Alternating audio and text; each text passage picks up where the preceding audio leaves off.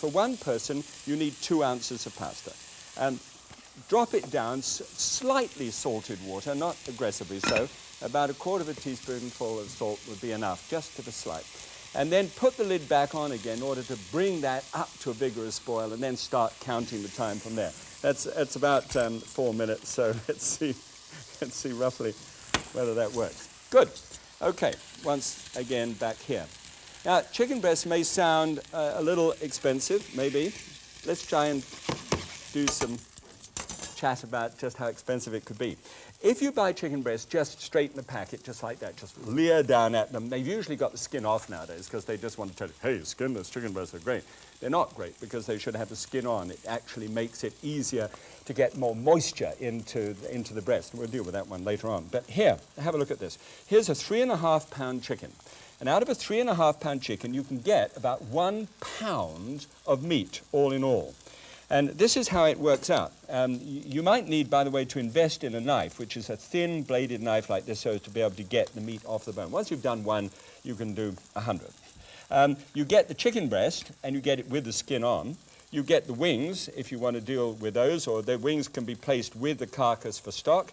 And you've got the leg and the sides as well. So you've got 2 meals, you know, well, whichever way you like to look at it, but stock. Magnificent chicken stock out of that. So I think you'll save anywhere 15-20% of the cost of the chicken, you know, if you know, against buying a whole one against buying the breast. All right, good. So this is then turned over the other side. Now you see how it's beginning to color up a little bit. Never, it really doesn't have to be at you know, max, well, mini-max, but hold it just 1 second. You see what's happened here? If you look down through there, see the froth coming past the pasta?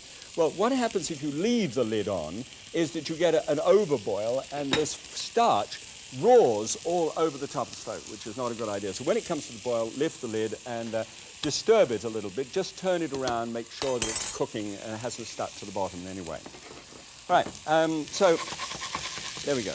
Let's turn this once again.